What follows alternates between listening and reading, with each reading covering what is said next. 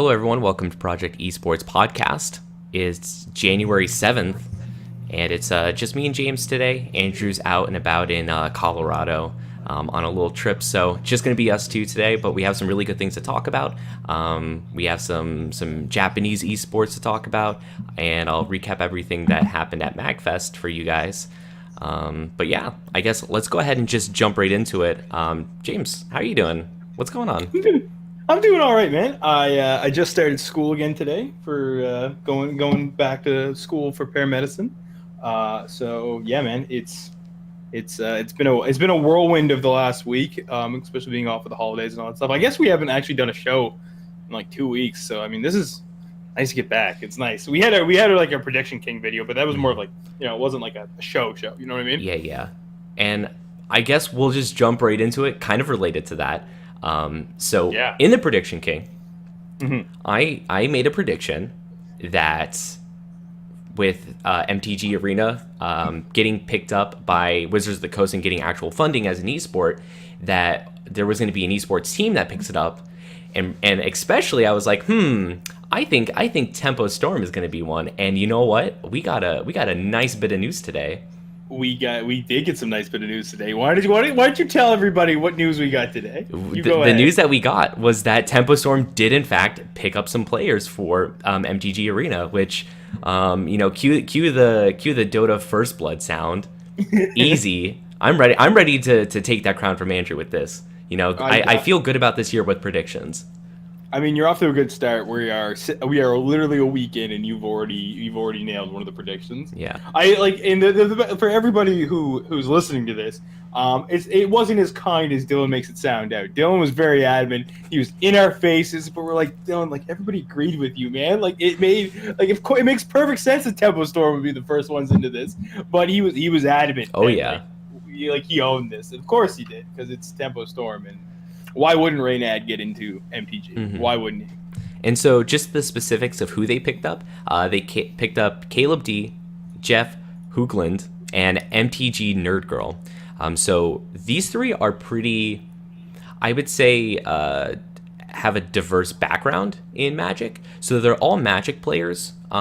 So Caleb D specifically kind of focused in on just playing paper Magic, I believe. I know he did a little bit of streaming, but mostly his thing was paper Magic. He's done really well in a lot of the SCGs, which is basically kind of like, for anyone who knows like paper Magic, there's a couple big tournaments. Some of the biggest ones are obviously the ones put on by Wizards of the Coast, but Star City Games also puts on a couple, and those are pretty held in high regard. So he does well with that. Jeff Hoogland, he does stream as well as doing well in paper Magic too. So it's a pretty big like trend of just people being good in paper and that just transferring over. And then you have MTG Nerd Girl, which I think this one is pretty good. So she has like 18 years of experience in Magic Gathering, like super long time player.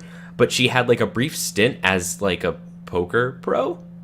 Yeah, like what a combo, man! Right on. And the thing though is this isn't like a weird thing for esports players or just like competitive players, I guess, in general.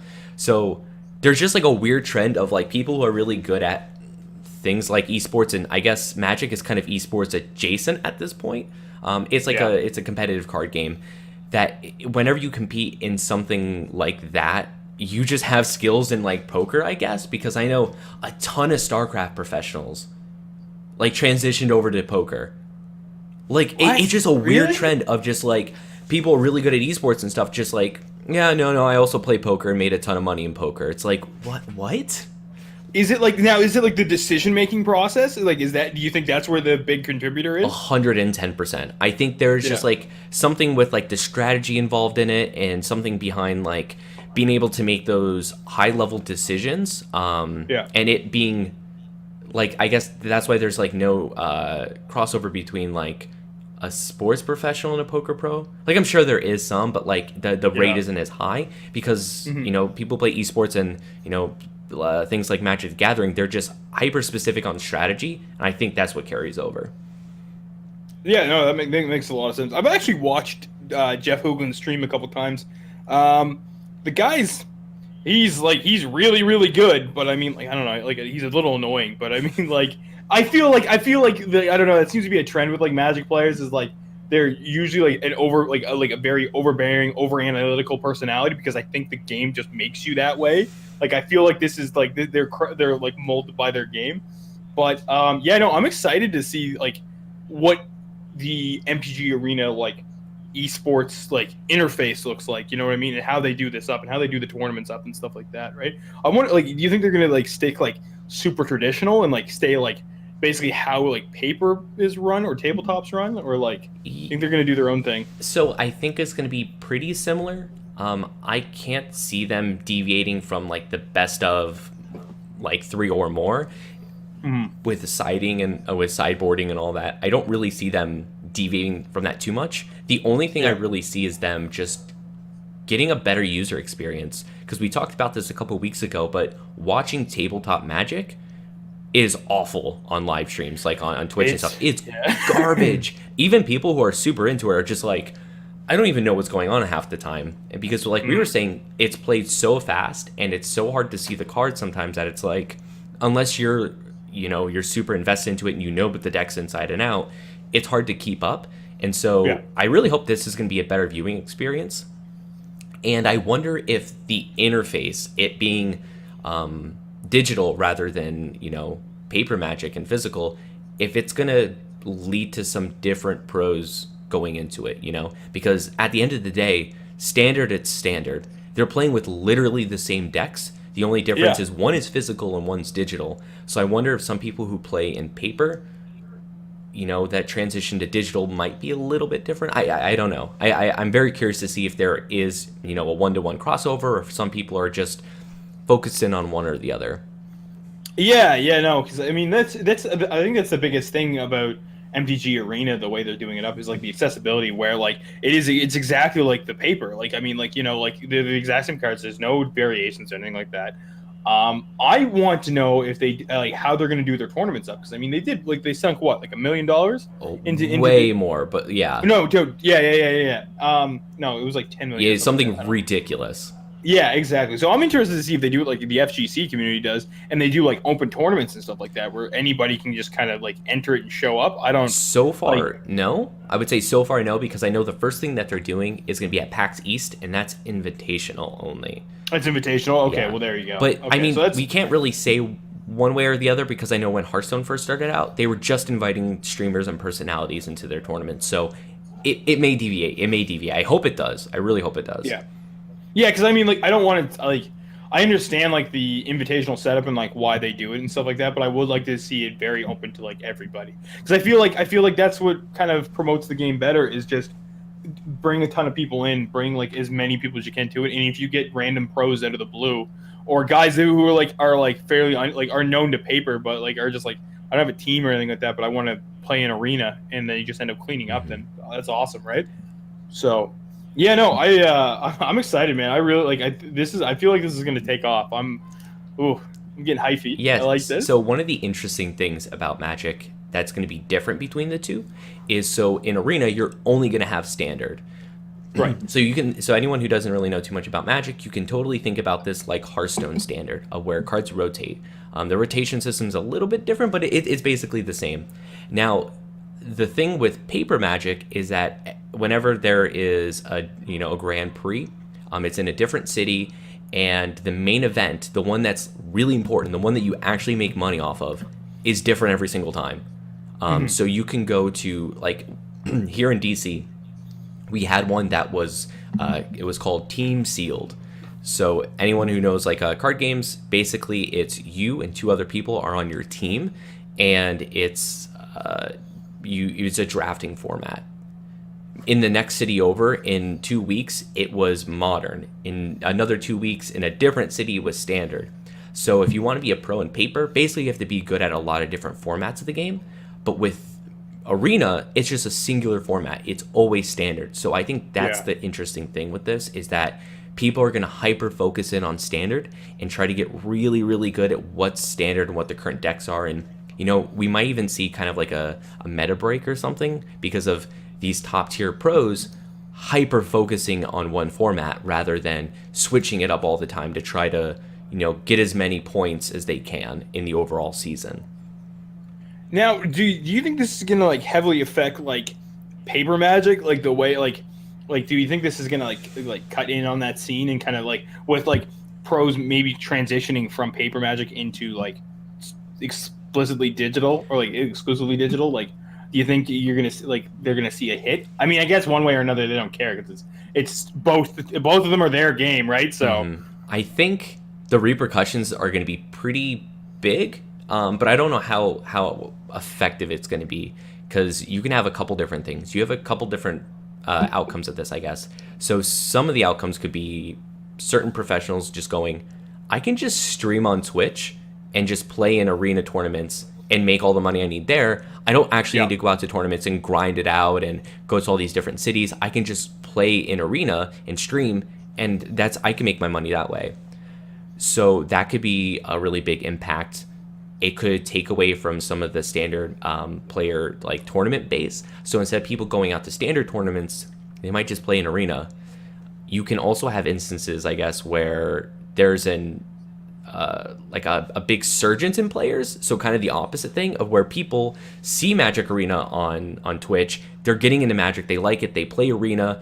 They play with the decks. They're like, oh, this is really fun. And then they go, whoa, there's actual local tournaments and stuff. I should go out and get a deck. I can just remake my deck in paper and physically go play it. That's awesome. I'm going to do that. So I think it's weird because there's a lot of different outcomes that can happen with this. I'm really excited to see what happens because this is really big. This is really, really big. And I don't think people understand how big Wizards of the Coast picking up Arena in this kind of capacity is going to do for not only esports in general, but for the Magic community. I think it's going to have serious impacts. Hopefully it's all good impacts, but I guess we'll see. I mean, like, yeah. I mean, I think even depending at how it impacts it, and like the negative outcomes that we kind of talked about, like even possibly do come to fruition. Overall, it resurrected Magic again. You know what I mean? Like, I mean, Magic has done a steady increase, I think, of like coming back into like the limelight and stuff like that. But I think this kind of brought it to a new level, regardless of how this goes. You know what I mean? So, and I think like you said, like guys are gonna want to go out and recreate their decks. Like, I think that's a very plausible possibility. Like, I mean, I don't know, man. We got the midnight release for Allegiance coming out soon. That I'm like, I kind of want to go, man. Like, you know what I mean? I you want to be on top of it and stuff like that, right? So, and it's cool to have your deck online, like physically. You know what I mean? Now, I mean, mind you, it costs you way more to make it, right? But I mean, it's still really dope. So man, I'm excited for this. This is gonna be fun. Yeah, and the other good thing about Arena for people who play Standard, it's an easy way to get like quote unquote, I guess, reps in for your deck. So the biggest thing is you need to practice, right? But in paper, it's hard to practice unless you have a buddy who also plays like a ton of different Standard decks, where you can practice against it. This is it's also good. Yeah, and it's also good because before you would have to play MTG online, which, oh boy, there's a lot of issues with it. Interface is kind of clunky. Like, it is the best form of online besides Arena, I guess, but it's kind of clunky. You have to buy all the cards over again. Like, it feels bad. But this is like, hey, the economy of this is super easy. Go ahead and just make the deck, and then you can just queue up against unlimited amount of players and just like grind your deck out literally as long as you want. I think that's going to be really, really good for Standard.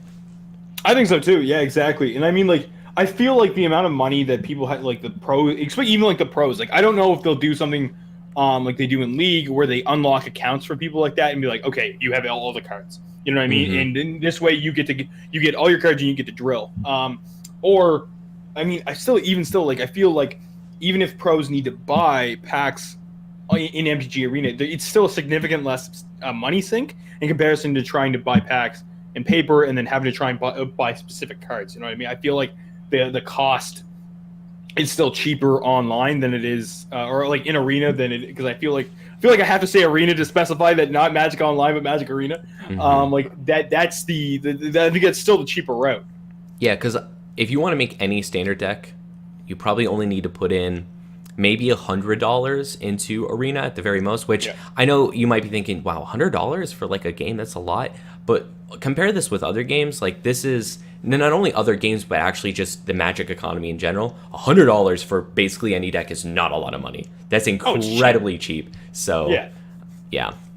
For a team, like, that's going to be basically a $0 investment for them. $100 if you're on a team is just like, yeah, $100, get packs, whatever. Well, that's just it. The team's if you are a part of a team, nine times out of 10, the team's probably gonna be like, all right, here's your deck budget. You know what I mean? Like, and just like, you know what I mean?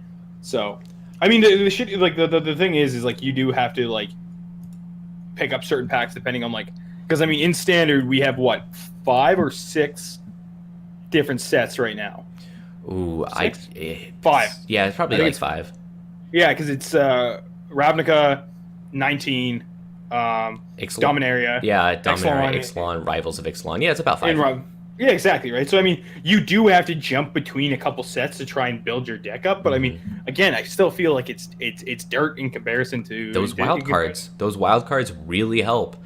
It do. Yeah, man, those are the best. Like, yeah, man, they're a lifesaver. Yeah, I don't know how long I've been trying to, like, craft, like, what is it? History of Benalia, yeah. It's also pretty crazy because if you think about the paper form, if you get a booster box, which is like 30 some packs, you can only get, like, statistically, like, obviously statistics can make it like, oh, I can get 1 million in it or whatever, but statistically, you're only going to get 2 mythics in an entire booster box, which is more like, it's about $90. That's a lot of packs. But if you open like 36 booster packs in Arena, not only are you going to open some mythics, you're probably going to get mythic wildcards too that you can use to get any of them. Like, I can't understate, like, how good the economy of it is.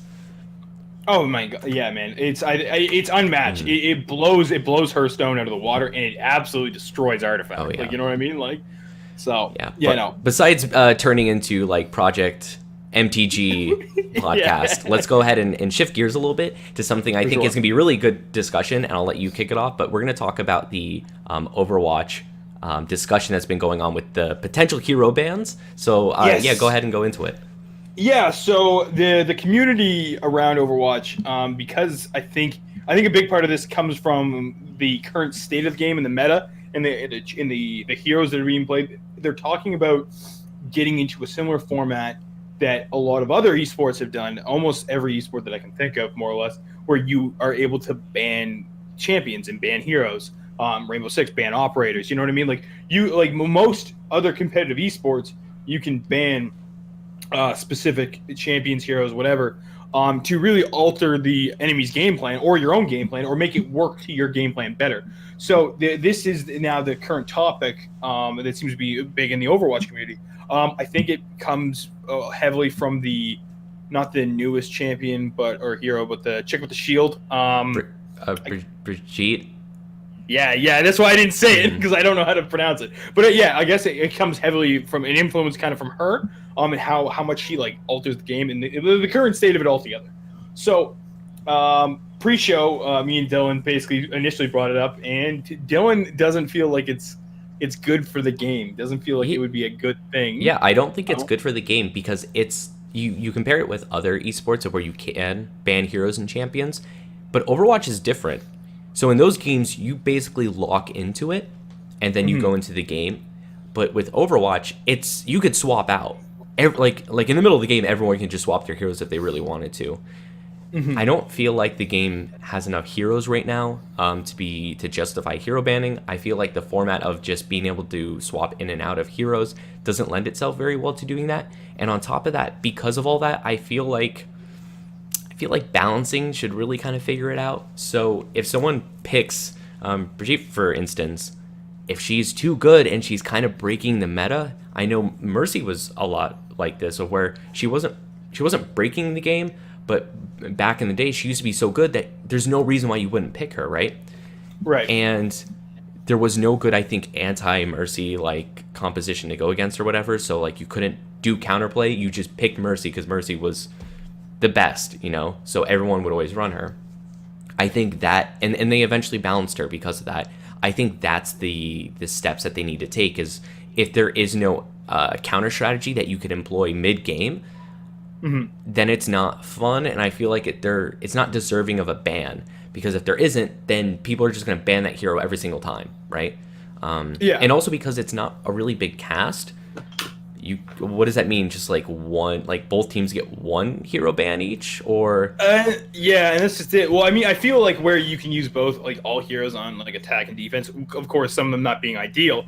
I feel like it would be one. I think two is too much, because then you're taking out four entirely. But I think two, I. I think two is probably like the highest you'd want to go. But I feel like I think the big problem with the Overwatch League, and where they're so closely tied, like to the actual game developer and the league itself, is that you can't have have things happen like what you're seeing in Rainbow Six, where Lion, because he's so busted and he alters the gameplay, or he's the biggest meta breaker right now. Because the leagues are run by somebody else independently, they just ban him outright. He's not allowed in competitive play. You know what I mean? I almost feel like Overwatch League should be like, I mean, like if it wasn't run by Blizzard, they the tournament organizer would be safe to be like, okay, she alters the game too much. You have to play around this hero, and there's no good counter. There's nothing that does well against it. And if we introduce bans, she's going to be banned regardless. She's going to be banned immediately. We should just permaban her until she is fixed by the developer. And of course, you can't do that because Overwatch and Blizzard are like, or Overwatch League and Blizzard are like the same entity. You know what I mean? So I feel like their hands are tied this way. You know what I mean? Like I feel like that kind of really constricts them, is what they're going to do with this. But I don't know. I think it's a good thing. I feel like if you have a champion or a hero or whatever you want to call it that is so heavily influential on the game that there is no good counterplay, because we haven't seen it yet. We haven't seen really any, because I feel like even somebody like me who isn't huge in Overwatch League but still is around the community, you'd see something posted about this is what counters the meta right now. You don't see it, you know what I mean? So, but I mean, the meta does shift. It does move whenever there's new heroes out, especially. It always moves and stuff like that. I think you're understating it being Blizzard. Blizzard is a company that's very different from others. They're super hands-on with their balancing. Like even super small things of like, we just tweak this hero's damage a little bit. But I feel like that's what's different, is we see a lot of changes with hero. Like they're not afraid to completely rework a hero. Yeah, it's true. Now we do see that with Riot. Riot has done that. Like they're periodically kind of going through people and just like changing them almost completely, changing aesthetic, changing the loadouts of them. Like I know, like, wow, this is like a long time ago, but like Tarek, for instance, right? Completely reworked them because, like, I mean, it's not like they were reworking someone who was super, super good or anything. No, they were modernizing. Yeah, they were modernizing because he had click abilities, right, where you just click on people and they're like, we don't want that design, let's change it. So even though they do that, Overwatch isn't afraid to change someone, especially someone like Mercy. You know, they completely changed it around because of balancing issues, you know, because they felt like it wasn't fun gameplay and it wasn't like good for a competitive environment. They just reworked her, and they're not afraid to do that. And I feel like that's why it's kind of okay to not have these bans, because if something's super oppressive and something is just constantly in the meta, they do see that. They do recognize it. Either one, they're probably going to release a hero soon that's going to change things up a little bit, or they'll go, you know what, this needs a rework. This needs a little bit of a change. And I don't disagree that they're not afraid to do it. It's the biggest concern for me, especially for the competitive environment, is the time elapsed it takes them to do that. You know what I mean? One way or another. Like, I mean, again, yeah, like Mercy is a fine example because they weren't afraid to just got Mercy and completely like change her around and stuff like that. But it's just like the biggest concern is that you need to make sure, especially from a financial standpoint, like you need to make sure that people want to watch this and they're not bored to tears because of the setup right now and stuff like that, right? So I mean, you want to see these kind of implications come like a little quicker, I guess. I don't know. And I feel like hero bans is like a good temporary fix for that. Now, I mean, like, and not like all the time, but I feel like where you do have these oppressive champions, like that's kind of when it really like shows its merit. And then otherwise, you can like target ban the enemy. You know what I mean? Like, say they have like, you know, a really good like, I don't know, really good like Genji one trick or something like that, or somebody who's like it's something that's off meta, but he like that particular player can abuse it. Then you can ban it when everybody else is kind of balanced. You know what I mean? Like I That's not how it's going to look in practice, though, because in practice, the way that it's going to look in the Overwatch League is that, one, you're going to ban heroes that are kind of oppressive. So, like, Brigitte obviously would be a pick, right? Yeah. One of the teams is going to exactly. pick that. And so if you're the team that has to pick the one who kind of, I don't want to say breaks the meta, but you have to pick the hero that breaks the meta, the other team has the advantage of being able to ban your best player. So, I mean, initially, I'm just looking at DPS players, like, some DPS players are just godlike at Widow, you know? Widow is a super important hero, and so they'll look and go, wow, Carpe's been doing really good on Widow. Let's snipe that Widow out of there. So you can't use Widow for the entire game. And I feel like the implications on the way Overwatch is, it's just, I don't know, it doesn't feel good to me. And see, and that's where I go back to like the global ban, you know what I mean? Like, and again, Riot does the same thing, I believe. I believe Xin Zhao, like during the Caspa Cup, like the Korean like premier, like challenger premier tournament, he was actually outright banned because of issues with like damage registration and stuff like that. So I mean, it's a bug, but it's still somebody not afraid to outright ban a champion entirely and just take him off the map. No, but I think understand. that's what Blizzard would do too, though. If they were like, wow, this thing, we're gonna change this thing. It's not where we want it right now. It's gonna take a bit for us to do that. So in all our competitive leagues, we're shelving this hero for now.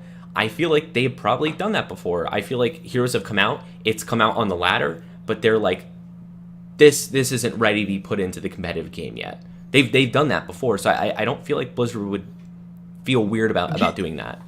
Who did they do that with? Do you remember by chance? I mean, I don't off the top of my head, to be honest. But... Yeah, no. Like, I mean, if they have, that's good. That's good that they're like self-aware of that, right? Because I feel like that's the big thing is that like the developer gets so far removed from the competitive and like that's not their main focus, and then the competitive suffers, and then that's the complete opposite. I feel like for Blizzard, I feel like they're so hyper focused on the Overwatch League that like, if something's going on there, they're gonna change it. They're gonna fix it. That's true. They seem to. I think Blizzard's always been top down when it comes to balancing. I know specifically this was for StarCraft. They balanced it from a very top down perspective of where they would look at what are the best players doing, how are their strategies working, and let's balance around that, because we're not going to balance around bronze where, in bronze, like, you have people come in and just, like, baneling all in you, and you're bronze and you suck and you're just going to get demolished by it every single time. They're not going to balance around that. They're going to balance at the top. And I feel like that's what Blizzard's design philosophy has always been. Even in something like WoW, it's probably balanced from the top because they're not looking at seeing what, normal raiders are. The normal and LFR raiders. Yeah, they're not looking to see who's doing good in that. They're looking at like the top tier, like Method and all those other teams on what they're doing in Mythics. Is there a certain DPS that's like out of control in Mythics, right? They'll look at that and then balance accordingly. They're not balancing for LFR. Well, I know they do that with like the top keys. I know they bounce around that, like with like Mythic Dungeons and stuff like that, right? So if that's how their design focuses, then that's really good. Like I hope that kind of like them being so diligent and so like on top of like them like addressing these tweaks and stuff like that, they'll like maybe shut the community up, because I know historically the Overwatch community is very like insanely vocal. Like they're more vocal than League. Because I mean, I find with League that the fan base is big enough that like a bunch of like the old guard can like sit there and like all the new players that are coming in pissed off and stuff like that, they shut them up pretty quick. Like they sort out their own really well. But I feel Overwatch is so new, it's just like public outcry after public outcry. If we've been wronged, we have like this crazy, like, meta that is just like, it's super broken. We need to fix it. Somebody address something. So if they keep trucking on in their same method, then we should be okay. And this will just be like a flavor of the month thing where everybody called for this and then it kind of got dismissed after a while. Mm-hmm. Maybe. I don't know. We'll see. Yeah, I think it's one of those things we'll see, but I really don't have any. I don't think Blizzard will do this. I can see it down the road if they get more heroes, like if they're like their roster of heroes increases like exponentially. But I mean, we're still not there yet. Yeah, I don't think we'll be there for a little while. No, I think that's right. I think eventually we might see it, but quite a ways away. Yeah. So I guess we'll just shift over and talk about something I'm kind of excited for and I think could be pretty good. So Tokyo, Japan, like the city itself announces that there's going to be esports tournaments for 2019. Now, I know what you might be thinking. it's weird that a city is announcing there's tournaments. Why would they do that? So this was actually an announcement from the governor, I think it's called. I think that's like the translated version of like whoever runs, who's ever in charge of Tokyo, I guess. But I guess that prefecture or whatever. So they announced like, hey, esports are going to happen in 2019. So the thing with that is before you couldn't really have esports tournaments because it was a weird form of gambling, technically, God. It's just like weird rules and stuff like that.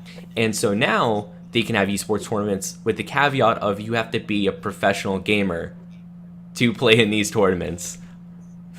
Okay, so like, all right, now like I'm like reading over the article right now. So do you have to be like considered like a professional gamer to even enter, or like once you enter, you're considered a professional gamer? I think you have to be a professional gamer to enter for prizing, but like, what's the criteria? I don't know. That's the thing. They don't outline it, and so it's weird, I guess.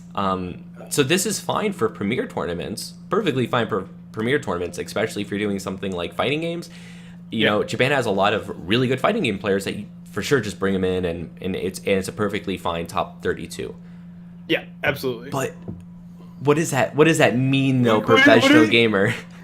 We might get our first definition of a professional gamer. Like Tokyo might give it to us. I know that in Korea, like Kespa and stuff gave out like licenses. You got your like pro gamer license, like you had to go out and like apply for it and actually get it. Yeah. But I don't know if Japan is going to do something similar now or what's going on.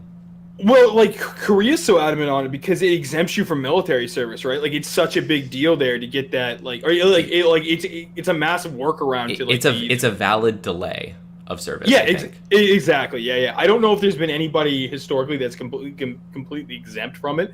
I feel like some of the old StarCraft pros, there might have been one or two that like just didn't have to do it because they were a pro for so long. I don't know. But because I feel like it's happened in League. I feel like that happened with Ambition. I don't know because he just retired, but I think he's past the point of military service because he has a family now or something like that. I don't know, but like where Japan, you don't have that, or not Japan specifically, but Tokyo, you don't have that, right? I love that it's called the Tokyo Governors Cup Tokyo Governors Cup Esport Games. That is a mouthful. Oh my god. I feel like he just like took all the words and was like chuck it all into one. This is the tournament now. But yeah, no, I'm interested to see what their conditions are, what their criteria is for a professional gamer. I almost want to put it in air quotes, but I don't think. I mean, it's a thing. I don't have to put it in air quotes. Like, what do you think their criteria is going to be? Like, how do you think they're going to do that? I think it's probably going to be a monetary criteria. Probably like you have to like. Maybe it's like I guess I don't know. I actually don't know because like if it's you have to make X amount or more in income to be considered a professional gamer. How do you go about winning the original kind of money? I don't know. I actually don't know. I think it'll probably be like an application kind of thing. I think that makes the most sense. I don't know if they're going to give out like like actual professional gamer licenses, but like I feel like there's going to be some sort of application process for it. Now, the implications of this, I think, are pretty cool, though, because, like, esports has been not a huge thing in Japan, and I really hope this is, like, the stirrings of it really starting to take off. I really hope this is, like, what's going to start really, like turning the bottom and getting people excited in Japan for esports. Yeah. And, like, I mean, the big thing for me is, like, what if you aren't, like, or what if you're like a really good amateur who just hasn't been signed to a team or something like that? Or like, like I'm afraid that it might have some limitations. Like, I mean, at the very least, like, I mean, this is almost being done up like an invitational. You know what I mean? Like you're considered an elite. Come in and we'll see how this goes and we'll run from there. But yeah, I hope this is kind of like the start of it too. And like, I mean, it sucks that it has to start in Tokyo and like the governor is like they're the I don't is it a he or she like for Tokyo? I don't know. I don't know. But yeah, no, I'm surprised that it has to be them to be like, this is how we're doing it. Oh, it's a she. Okay. That like she has to be like, okay, we're gonna start this trend in Japan. Like the country of Japan isn't gonna do this. We're gonna start this and we're gonna go from there. So I hope it gains ground, and I hope like I'm kind of surprised that like the Japanese government hasn't started to make some alterations and kind of I don't know, not considered some weird form of gambling. I really hope we're going to get away from that. Yeah, But because I know that's like a cultural thing, and like that's like yeah, because gambling does have some really weird laws in Japan. So I know the biggest thing is with pachinko. So pachinko is wild in Japan. So they have like entire like multi-story places in Tokyo for it. And you go in and it's the loudest sound in existence. I've never been any place that's been louder. But the way it works essentially is that like you pay money to get these ball bearings, and you take the ball bearings, you put them into this machine, and I don't know how the game works, but it's some crazy like kind of like slot machine sort of deal. And then you win more ball bearings, and you use those ball bearings to get prizes, and that's like a weird workaround for it. okay. So yeah, gambling laws are definitely very strange in Japan sometimes. There's definitely like a taboo there, so they do things that kind of separate it. And unfortunately, because of that, entering into tournaments, playing games, isn't inherently always seen as like a competition and stuff in the past. And so like, this is just like, I think things just catching up with law of where everyone's like, oh, these aren't gambling games. They're, you know, they're like a sport that we have to regulate like a sport or a competition. Right. Yeah, and I think that's maybe where we might see Tokyo like actually adopting like esport as a thing, right? Like, I mean, it's even in the name of the goddamn title, right? I mean, they use the wrong spelling, but they do. But you know what? They're making big moves. Mm-hmm. We'll give them this. We'll exempt them. Like, I'm sure somebody will correct them at some point. Yeah, one day. One day. Yeah, exactly. Right. It's weird to see. Like, I'm happy to see it. But I know the Japan, like the League of Legends, like Japanese league has had some like sketchy issues with like players being basically kept there like more or less against their will, like through like contractual obligations and stuff like that. Yeah, like it was some sketchy stuff like a while back. So I'm hoping like this is gonna like, if it's kind of like, if they're making it like globally, like, or like not globally but across like all platforms and stuff like that, you're gonna get away from that because the more exposure kind of eliminates that kind of thing. You know what I mean? Mm-hmm. So because you don't see it in North America anymore. Like I mean, as far as like people getting screwed over contractually to that extreme, like you like just it's not a thing anymore because it's so like paved out and leveled out and stuff like that. It definitely still happens, but just not to that extent where people can't go home. Right? You know what I mean? Yeah. Like, so I'm hoping with like the more exposure in Japan, like you don't see that anymore, right? Like, I mean, you saw a similar thing in Australia, but Australia's getting more teams and stuff like that as well. So, or like more like esports as well. So, yeah, no, I'm excited for this. Do you think it's going to take off? Like, do you think this is going to be some of the first things to actually make Japanese esports big? I don't know. It depends on what. I think the biggest thing is going to depend on what games they have a part of it. I think that's going to be the biggest indicator. Mm-hmm. And like games and then prizes, like I think those are going to be the two big ones that really indicate like how much it is, as well as the whole professional gamer application. Like I want to know that's going to like, but I think if this is done correctly, I think this is definitely going to be like the foundation for this. Is it going to be the most crazy successful thing in the world? Probably not. But I think this is definitely like a good stepping stone if it's done correctly. Yeah. Right? What about you? I'm hoping it does super well because, you know, a lot of countries are starting to get super into Overwatch. You know, we have Chinese teams, we have like Korean teams. We have 3 Chinese teams. Yeah, and like they're all super into Overwatch and stuff. 4. Yeah, I guess it is. Is it 4? It's because we had 3 Chinese expansion teams plus the Shanghai Dragons. What it was? Wait, was it 3 expansion teams? Spark, Hunters, and oh my god, the other guys. Charge. Oh my god, you're right. Yeah. So yeah, 4 teams, which is a lot. So I mean, I hope it starts to take root because, you know, something like Overwatch, I really do want like a Tokyo team. Like that'd be really cool, I think.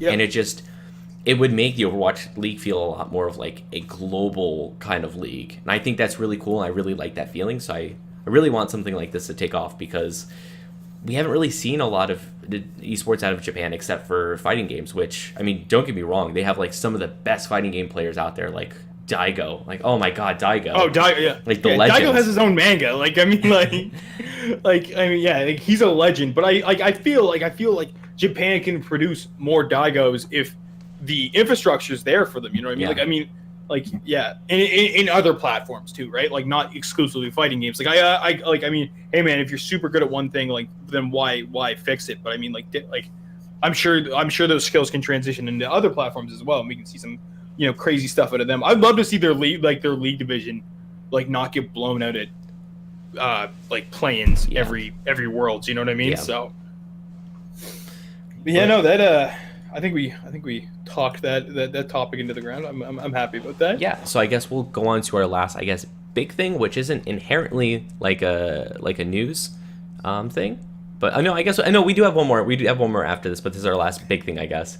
So Okay. I went to MAGfest this past weekend. I did a couple panels there on collegiate esports, and I just want to talk about the feeling of esports at some of these conventions, because MAGfest traditionally isn't.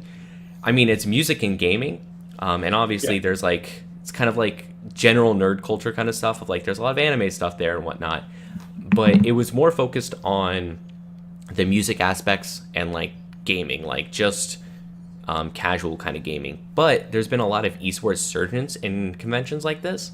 So obviously, I think it was last year, we talked about esports at PAX East and how that's getting really big. But even something like this, there's a lot more panels on just esports, people talking about esports, as well as just a ton of tournaments. There was a ton of different tournaments there.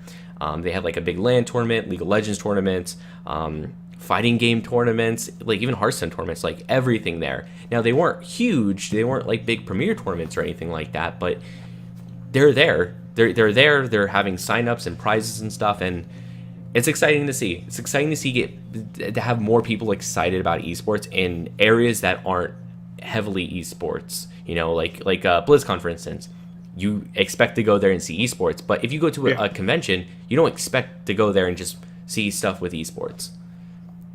No, yeah, that's just it. Like it's nice to see that it's like it's pushing its way into those kind of things and making it much more of a normal, I don't know, like a normal like a regular occurrence. You know what I mean? Like, and it's becoming promoted that way. And I hope, a big thing I hope for is like esports team to recognize this, that like these like festivals and stuff like that, like this is somewhere where you can promote your brand too. You know what I mean? Like, can you imagine like if a rep from like one of the teams like came to like something like MAGfest? Like, I mean, that'd be great for them. You know what I mean? Especially if esports are becoming more like the forefront of these things. Yeah, I mean, I think it's just really cool that you can now go basically any big convention and go, oh, I play a Hearthstone, like I'll enter into this tournament. Like, yeah, the prize pool is not going to be that good. It's maybe going to be like $100 if you win, but you can expect to go there and at least play. I think that's really cool, and I think it's a good thing for esports that we're seeing it in a casual light, because obviously if you want more of a bigger fan base overall, you need that good casual market for it. Well, that's just it. Yeah, you don't want esports to be this kind of like exclusive thing that like either like super diehard fans or like outright pros are into. You know what I mean? You really do want to open up to like everybody, right? And I think we're getting there with some titles. Like I feel like League and probably Overwatch are like the two, and like maybe probably CS:GO as well. They're like, those are the ones that are really becoming popular, like with a casual market too, mainly because of their influence in the game. I feel like Rainbow Six is getting there as well, because the skins are there. You know what I mean? So you're like, oh, like why does such and such operator have like a Fnatic skin or like a Rogue skin? You know what I mean? Let's check that out. But like you need to promote it like this. Like, I mean, you need to have that casual aspect there to really draw in more fans, right? Yeah.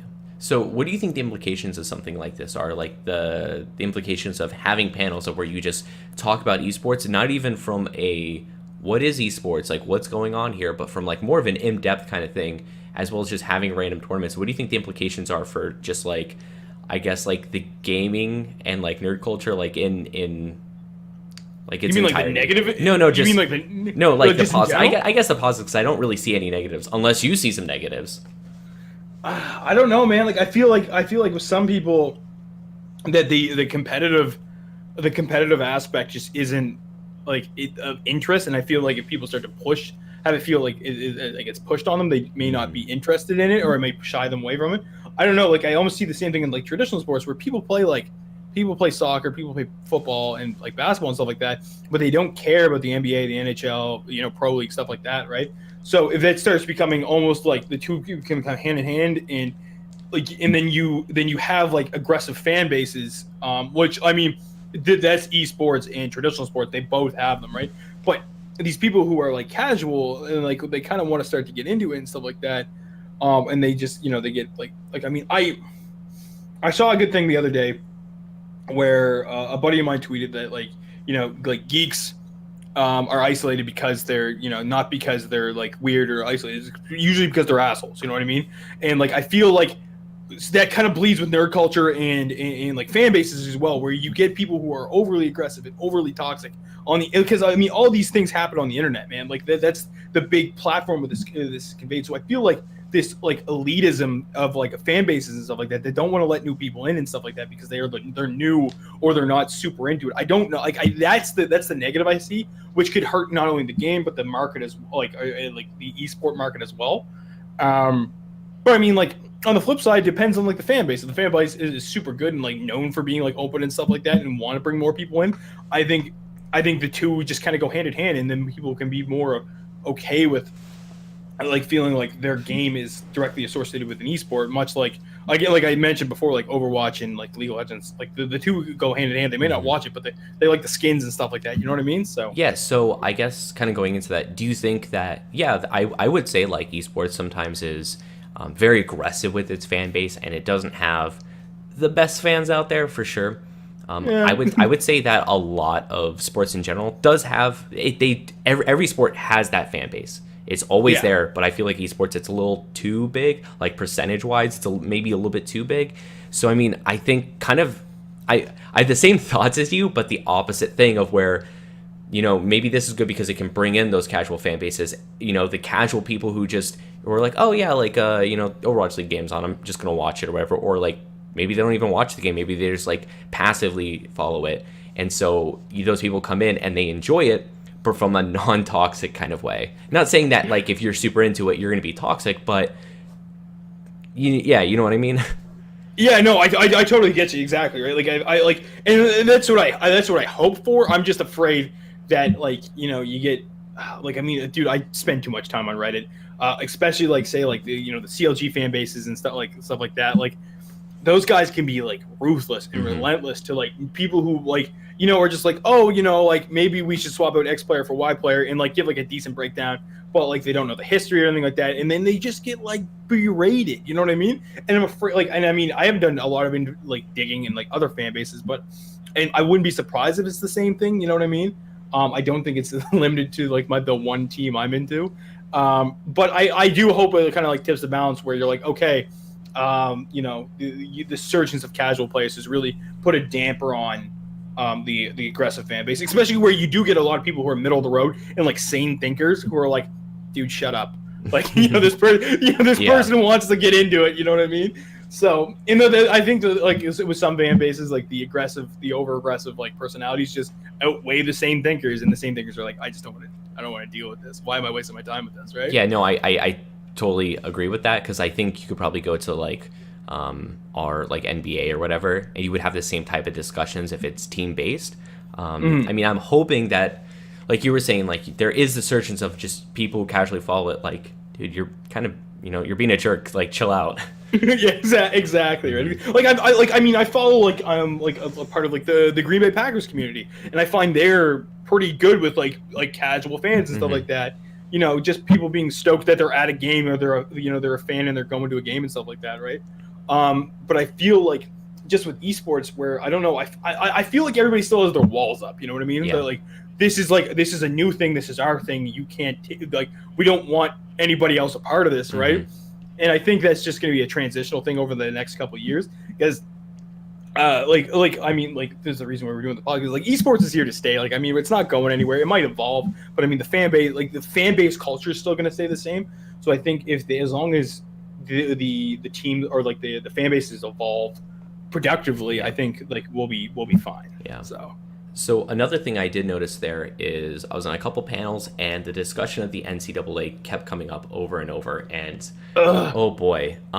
So the one thing I did hear about is that supposedly the NCAA is supposed to have an announcement about esports. They didn't say what the announcement was. It could just be like, hey, we're going to get into esports in the next decade. It could be something like that. Super vague, yeah. But it was pretty vague. It was just, we're gonna talk about esports. We're gonna come out with an announcement in February. I think it was something like X amount of weeks or here's the date for it. But I think it's sometime in February they're gonna talk about esports, because I know they were actually on the hunt for a bunch of different esports consultants to do research for them and to kind of inform them. I think they're past that point. I think they have the info that they need to actually make an announcement, and they're doing it soon. And oh my god, I really hope they don't get into esports. Yeah, man. Like, I mean, we talked about this a little while ago, and how we're just like, I think it was like almost this time last year, where we were like, please, for the love of God, don't get into it, because we're gonna see the gong show that we see with college sports, man. It's gonna be a mess.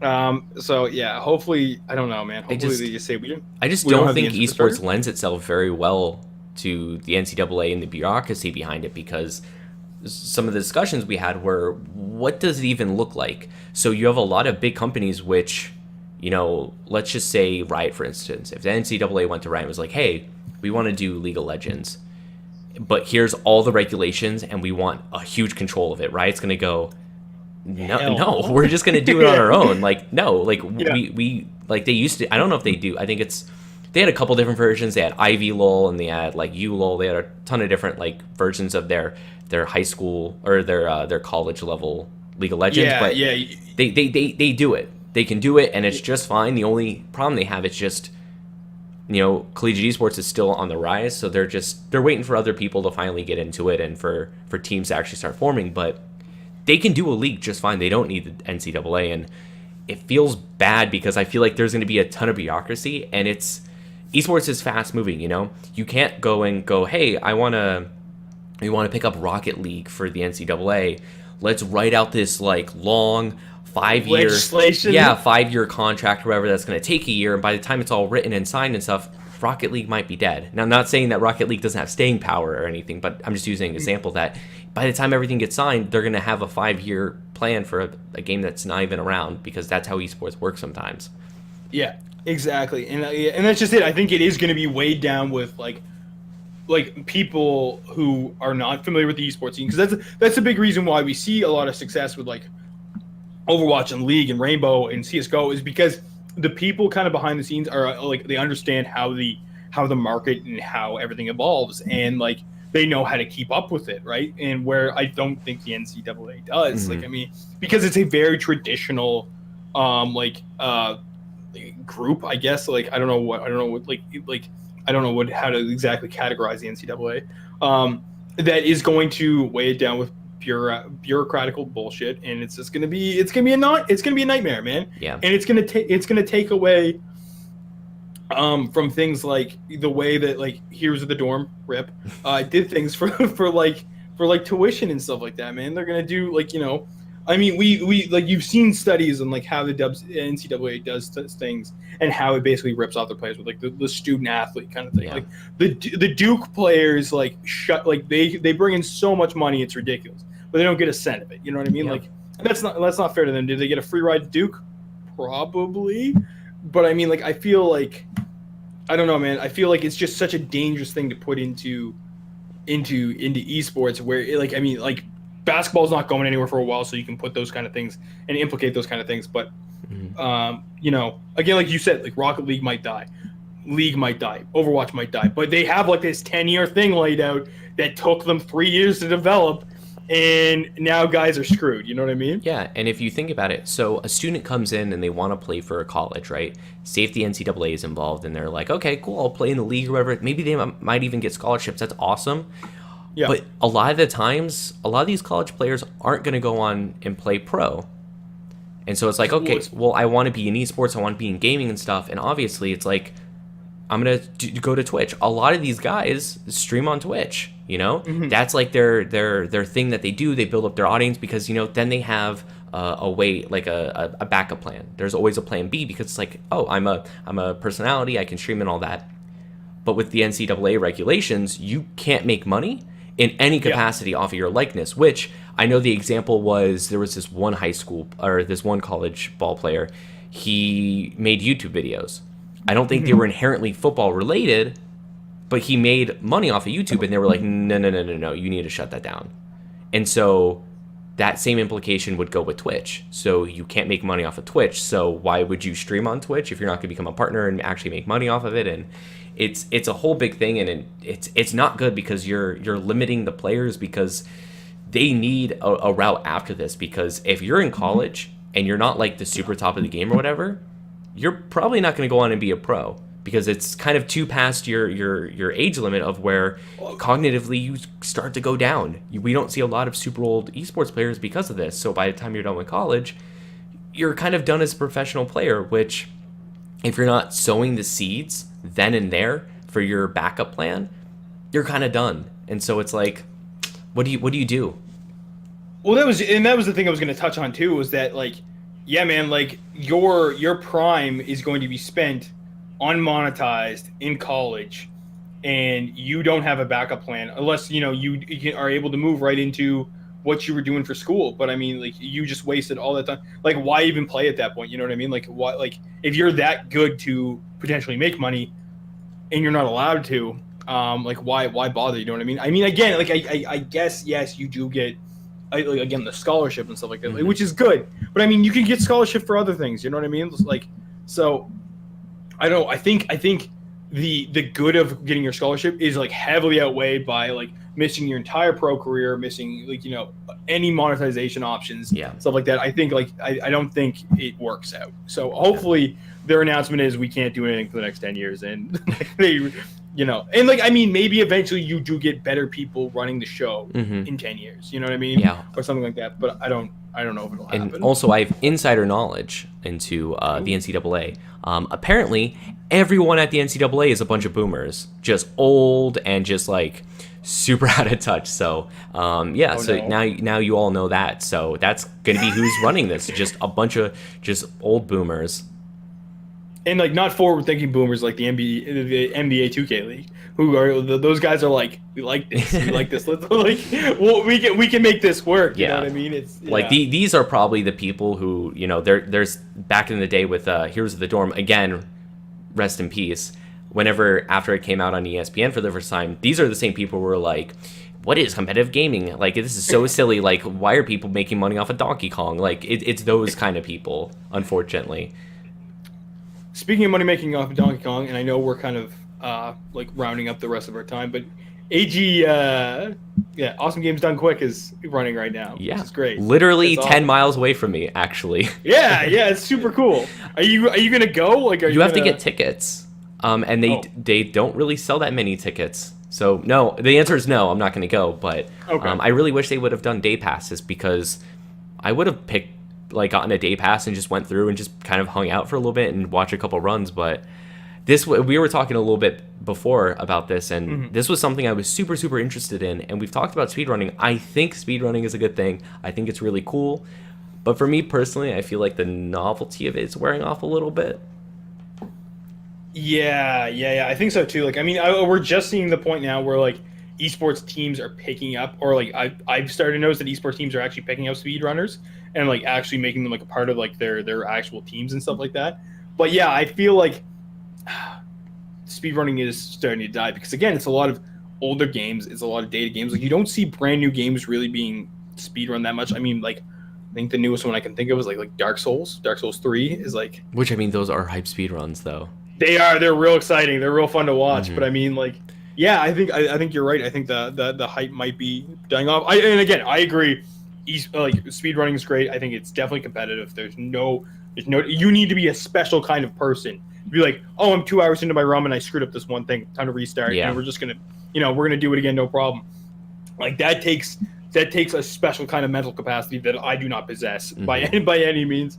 But yeah, no, I mean, I'm glad they still make money, or like raise money for like this event is huge. It's very, very well known. Yeah, it's for a good cause too. So I mean, like, go and check it out. It's going to be on Twitch for like, is it like a whole week or week? Yeah, it's the entire week. Yeah. So just pop in and stuff. It's for a good cause, and if you haven't seen the runs before, it is entertaining. And I think that's where we are a little bit jaded with it, is that we've seen the runs before, and so it's not as exciting to us. But if you haven't seen these, for sure, go out and watch it, because it is a really cool event. They do a lot of really awesome runs, and there's some really cool personalities there.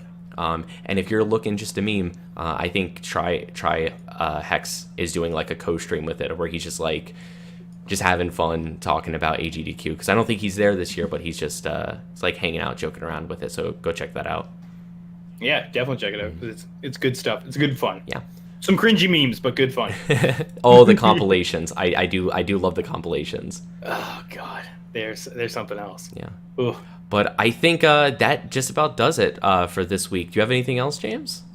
No, not particularly. No. Yeah, We're so good. thanks everyone for tuning in and seeing me and James just go back and forth about a bunch of different things, especially indulging us when we talk about Magic, because we definitely love talking about it. But We do. yeah. Thanks everyone for listening. Where can they find us, James? I love that we're at the point where you have to bait me into it now because I forget so often. You can find us on pretty much every major podcast platform, and even some of the smaller ones, like including like Spotify, iTunes, all that good stuff. We're also on YouTube on the Game House's YouTube page, and we also have our individual one as well, where you kind of see like all our extra content, which is like interviews, rankings, brand rankings, which were really, really fun to make, and stuff like that. We're also on Twitter, Facebook, all that good stuff. Yeah. And did you know that you can find us every single Monday, 6:30 Eastern Standard Time, right here on twitch.tv/The Game Haus. We don't miss a week usually. We go every single week. We're live all the time. Now, obviously, we took a little bit of break with the holidays and all, but we're going strong. We're gonna be here every single Monday. So feel free to tune in every Monday, 6:30 Eastern Standard Time. The following day, we're also live on, or we go. The VOD goes live on YouTube, rather. There you go. In the mornings, and all the podcast platforms, just like James said, on Stitcher, Google Play, Spotify, iTunes, all those good ones. But with that, I'm Dylan. And I'm James. Thanks for tuning in. Thanks, guys.